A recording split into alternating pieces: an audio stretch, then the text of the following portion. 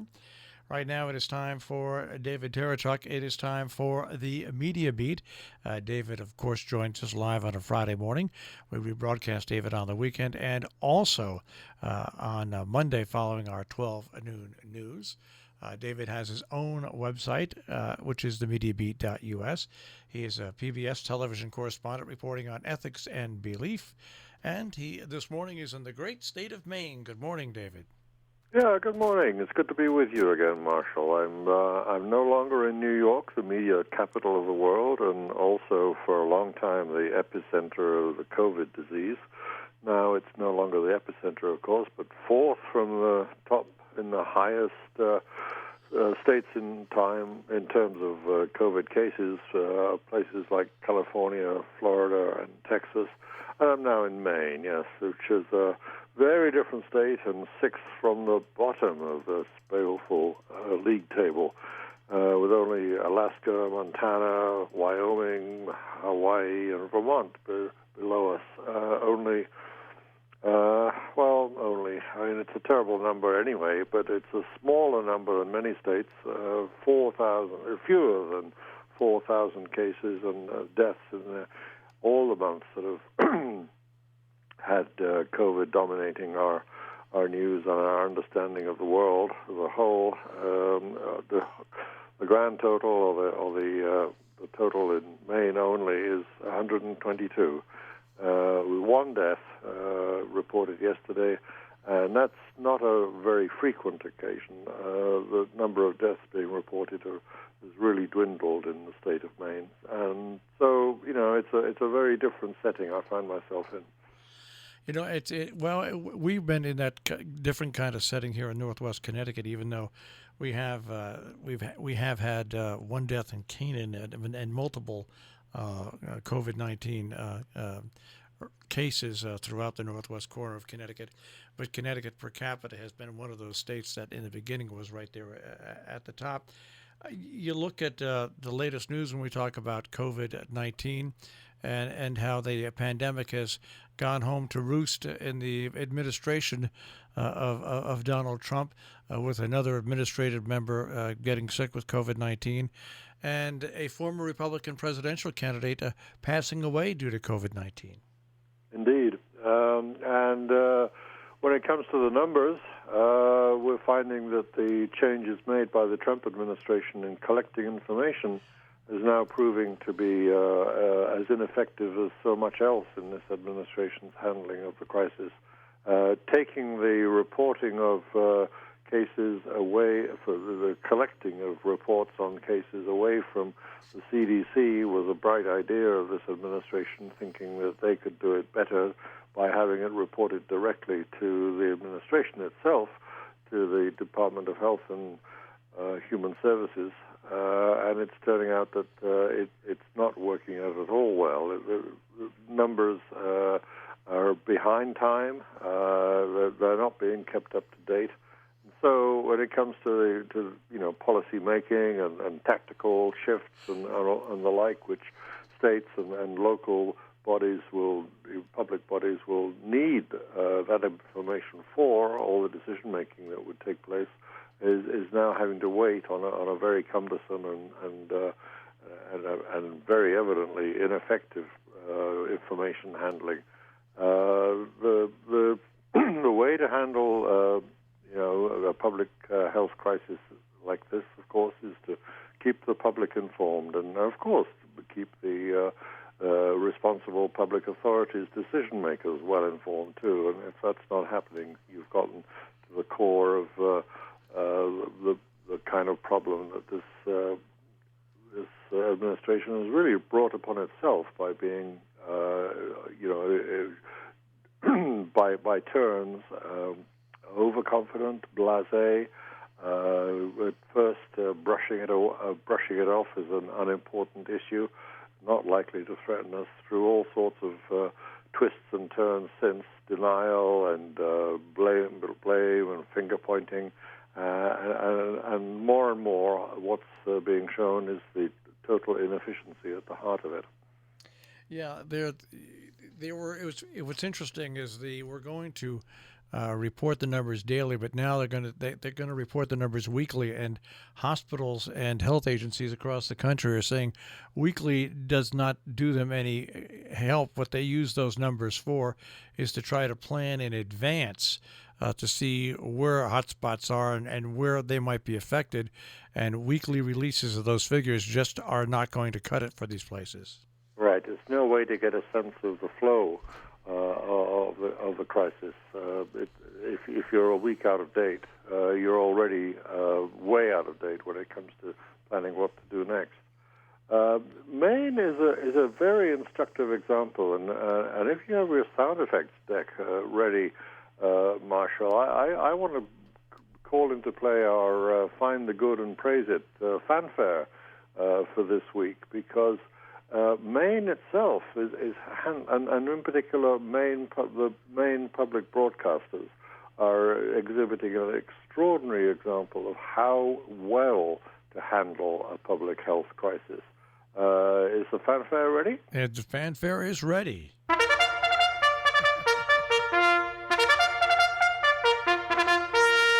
There you go.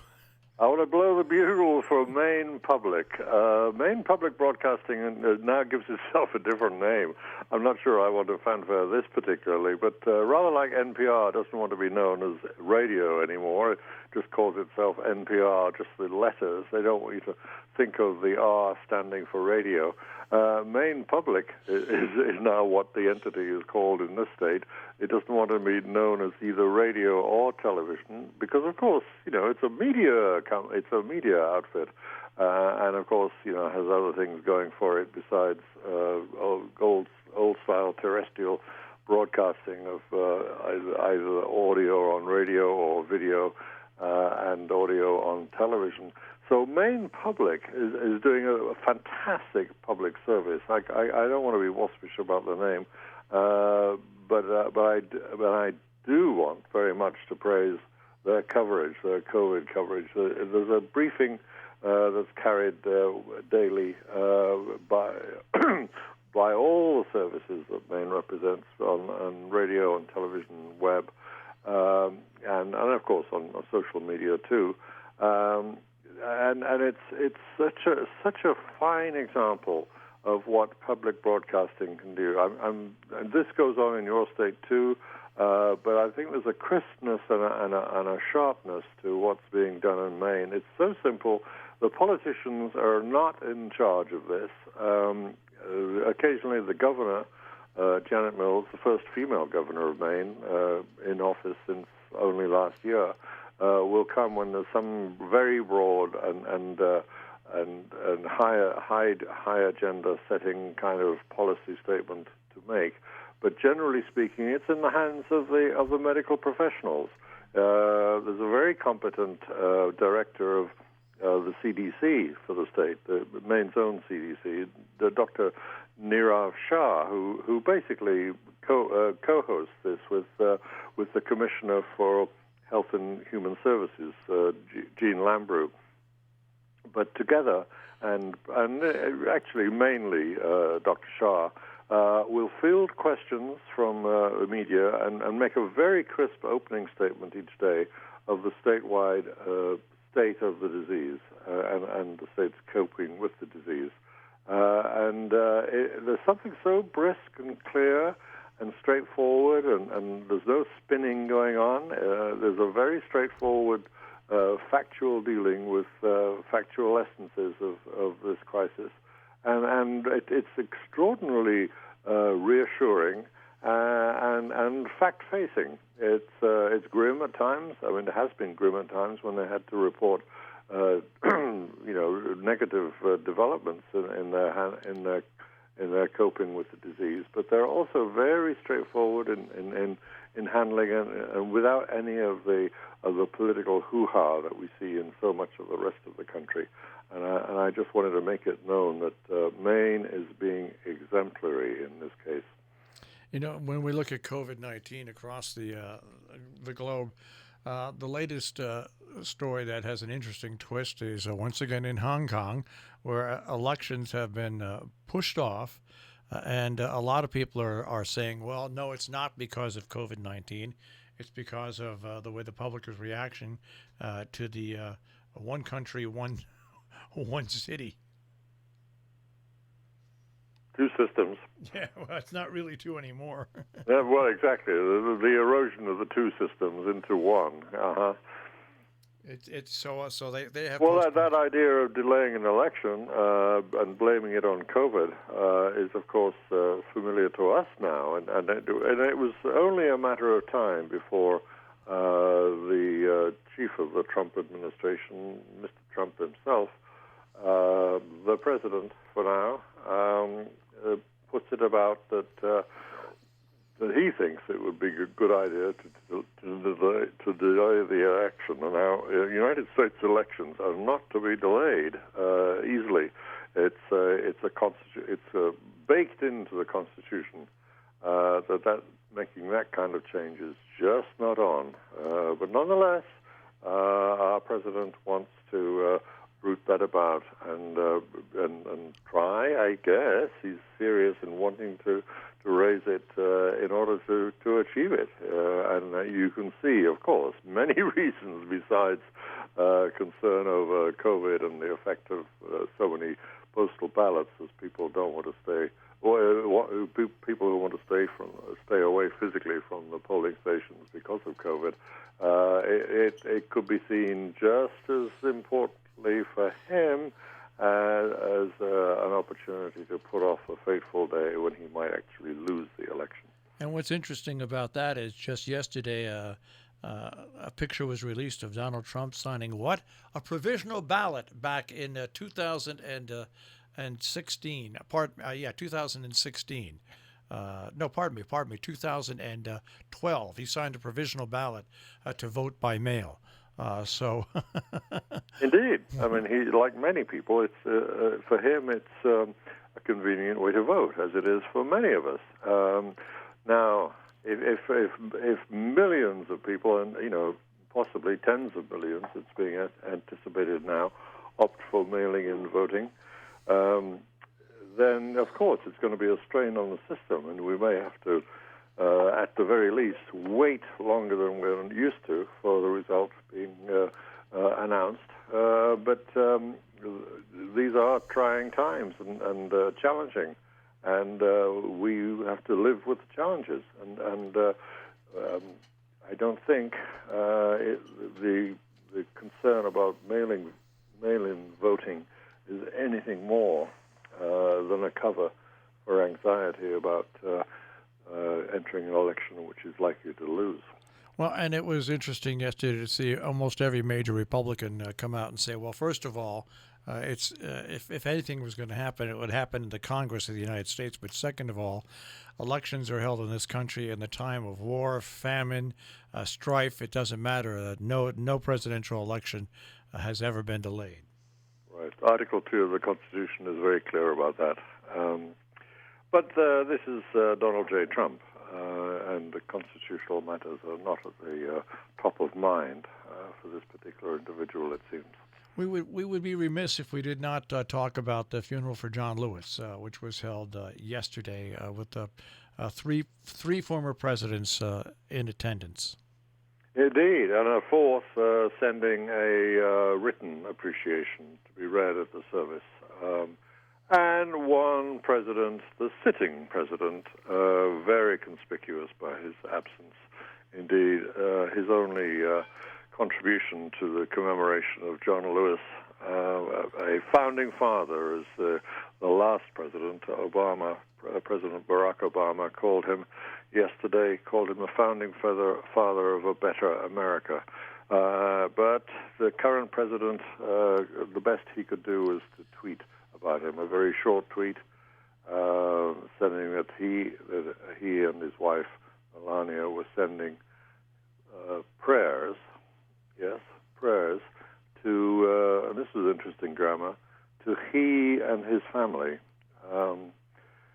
And the shortness of the tweet is worth reflecting on, because Trump tweeted out one of his constantly extending tweets, so it ended up about multiple tweets consecutively devoted to Regis Philbin, a sad loss too, but nothing at all on the scale of the loss to the nation of John Lewis.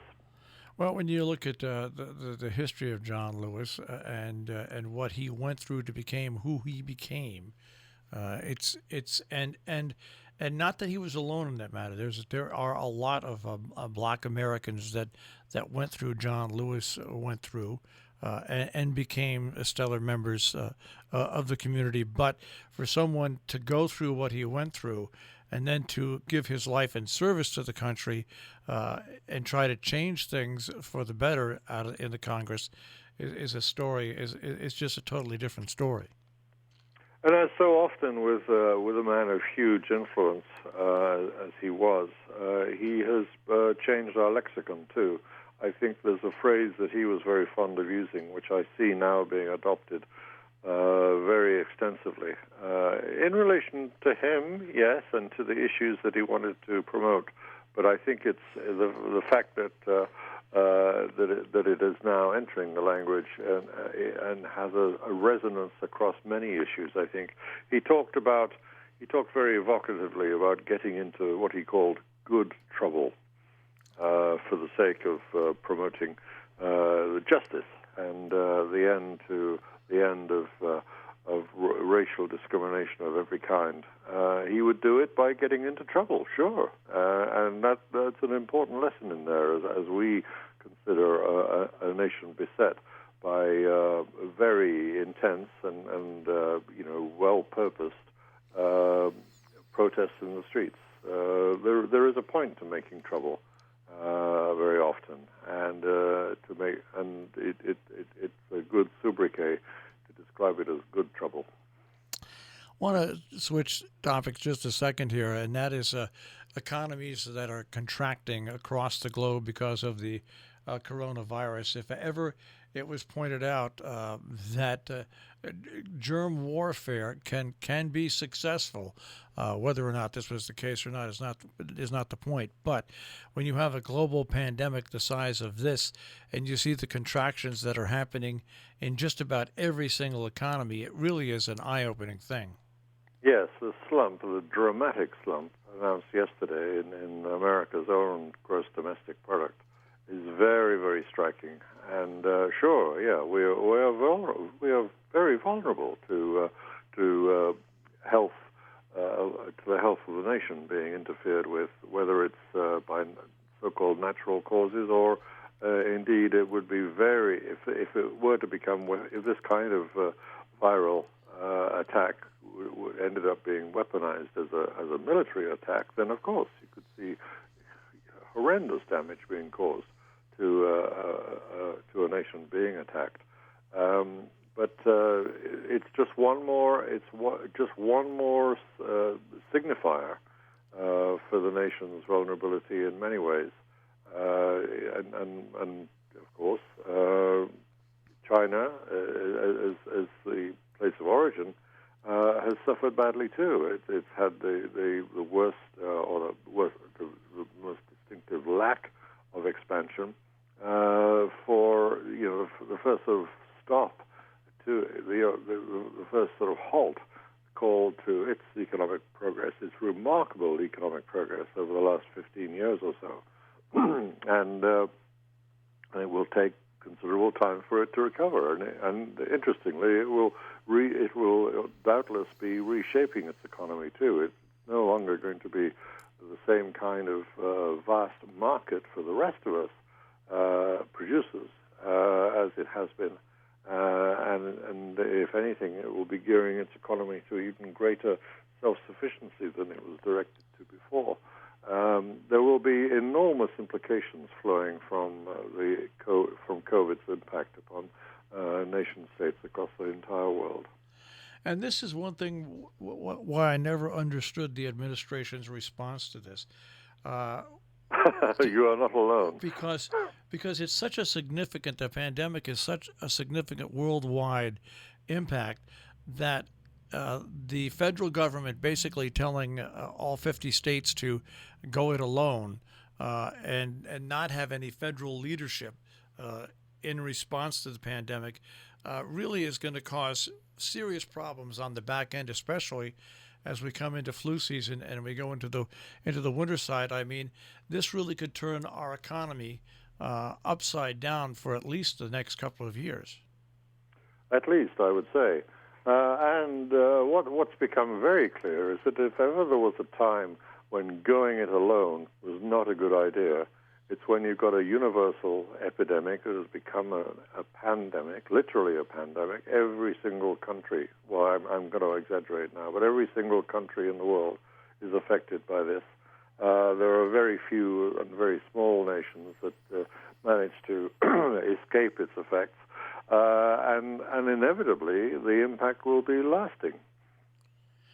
Well, yeah, and not only lasting, but now also because there's no federal oversight or management of it, the effects of it are not quantified. I don't know if you know what I mean, but the federal government has a way of, when they step into emergency situations, whether they're hurricanes, whether they're tornadoes, when the federal government steps in with FEMA and other organizations, you can quantify the effects, the short-term, the long-term effects. But when the federal government is so absent, it's really impossible to quantify the long-term effects, never mind on the economy, but on health. I mean, we're just finding out that anybody who comes down with COVID-19 could potentially have serious long-term health effects that we don't even know about yet. Yeah, absolutely. Examining and assessing is one thing. Managing is something else entirely. And the template has been set in this country for a long time now that anything that is as substantial and as impactful as this gets handled at the federal level. We have FEMA, the Federal Emergency Management Agency, and yet the course taken by this administration and all its public information efforts have been directed in this same way. Is to say that it's virtually a matter of every state for itself, rather in the same way that on the global level we've turned our backs on the international agencies, the World Health Organization in particular, that are the only avenue by which you can, as a global, as a planet, can react to something which is in its perniciousness entirely global. You know, and looking at the way the administration has politicized the pandemic with schools reopening, I go over this a lot with different people. As far as I know, there's not one teacher, not one student that doesn't want to go back to school. There's not one college student. There's not one college teacher. There's not one university. There's not one high school or grammar school that doesn't want to resume and get back to school. But they all want to do it safely, and because there's no federal oversight, of course you have different states that are at different positions in the growth or the shrinking of the pandemic, and it makes the job for educators even that much harder, and for parents that much harder, really to come across and understand what's going on in their own states. Yeah, and the interesting thing is the nature of the arguments that are used to support that, potentially over hasty opening up again. Much is made of the fact that, as you say, no one's going to argue against education for all and education being available in person, ideally. But you can see the ripples as the informational flow goes and the spinning it takes place from the administration outward. Really, what's going on here is a desire to crank up the economic engine of the country. Have parents able to go back to work again, when otherwise they would be having to look after their kids at home. That's the subtext throughout all of this, and it's so revealing of what the priorities of the administration are. And it's not surprising when you see that they're having to deal with a gross domestic product that has slumped as dramatically as yesterday's figures demonstrated. This smacks of institutional, of administrational panic, and it's almost as if they're saying children's health and the nation's health that depends upon children getting infected and perhaps bringing disease home back into their own homes. That can be well tolerated because it's much more important to get the machinery of the economy geared up again. I'm not saying that that's what every single person in authority making this argument wants to happen, but it's an indication of what is the more important thing in their minds. Is it the economy, or is it the health of the nation? And the very fact that you have to consider that as a binary question is so revealing of a leaderless administration. I mean, an administration that has no sense of its own civic duty to its own citizens. And in the final minute or two we have left, you add all that in with the fact that the Congress has retired basically without fixing the unemployment problem. Now, there's not one person on the face of the earth, I think, that thinks that the $800 a week unemployment settlement was going to continue ad nauseum, because it's just not acceptable. But to now take those people who were on unemployment and bring them back down to the $200 a week level is only going to further put more stress on our economic situation. Sure, that takes place this very day. The $600 payment of cast as federal unemployment benefits is now ending and being replaced by what? Nothing very clear yet, except for the bruited notion of say $200. Now, the impact on a family of that dramatic change is something that clearly is just not being taken seriously enough by legislators who are prepared to pack up, go home, and say that this will be the kind of Band-Aid. This is the only kind of action we're going to take. That will change, of course, when people see how bad it is in its real impact. But for now, there's a kind of blaseness and fecklessness, essentially, that's really appalling and shows through in every press statement that any one of these agencies will make. And anybody that follows the numbers realizes that when somebody gets an income tax rebate or a stimulus check, they tend to put it in their bank. When people get unemployment benefits, they tend to go out and spend it right away in the economy for rent and for food, and that bolsters the economy. So it's going to be something very interesting to watch over the next week or two, David. Yeah, absolutely. Well, once again, enjoy the time in Maine. Will you be in Maine again next week when we speak to you? I certainly will. Well, enjoy the country life out there, and we'll speak to you next week.